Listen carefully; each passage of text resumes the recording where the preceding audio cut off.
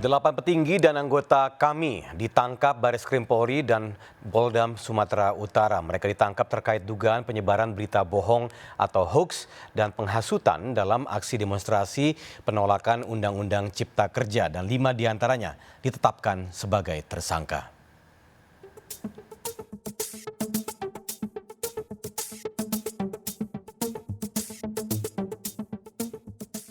Delapan orang yang tergabung dalam Koalisi Aksi Menyelamatkan Indonesia atau KAMI ditangkap Bareskrim Polri dan Polda Sumatera Utara.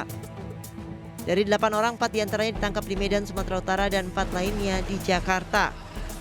Polisi telah menetapkan 5 orang sebagai tersangka, diantaranya 4 orang yang ditangkap di Medan, yaitu Ketua KAMI Kahiri Amri dan 3 pengurusnya, yaitu Juliana Devi dan Wahyu Rasari Putri, serta seorang anggota KAMI Jakarta, Kingkin Aninda. Kelimanya saat ini ditahan di Rutan Bareskrim Polri. Mereka ditetapkan sebagai tersangka dengan sangkaan melanggar Undang-Undang ITE karena diduga telah menyebarkan informasi berbau sara dan konten penghasutan di media sosial sehingga memicu aksi anarkistis pada aksi unjuk rasa penolakan Omnibus Law. Sementara itu 3 petinggi KAMI yang diamankan yakni Sahganda Nainggolan, Jumhur Hidayat dan Anton Permana masih berstatus terperiksa.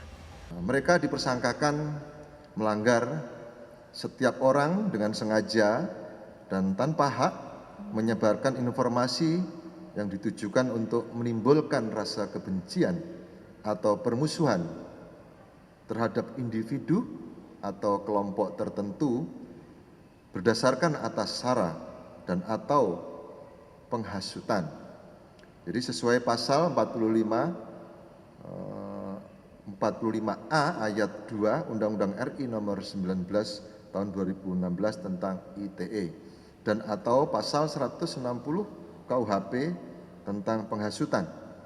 Untuk ancaman pidananya untuk yang Undang-Undang ITE 6 tahun pidana penjara atau denda 1 miliar rupiah, dan untuk penghasutannya di pasal 160 KUHP ancaman pidananya adalah 6 tahun pidana penjara. Menanggapi penangkapan 8 orang petinggi dan anggotanya, Komite Eksekutif KAMI Ahmad Yani Selasa siang mendatangi Bareskrim Polri. Ahmad Yani memastikan akan memberikan pendampingan hukum selama proses pemeriksaan pada 8 anggota KAMI yang diamankan.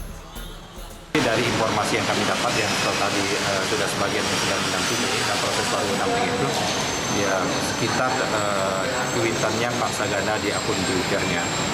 Seperti itu. Nah, tapi kalau Pak Jumhur kami belum tahu sampai saat ini karena belum bisa kami berkomunikasi, kami belum bisa bertemu Pak Jumhur. Saya tidak tahu apakah Pak Jumhur lagi dalam pemeriksaan atau tidak, karena tim kami juga tidak bisa mengakses dan belum bisa mendampingi apakah Pak Jumhur juga dia ditangkap atau juga dia hanya diminta keterangan, itu juga belum tahu kan.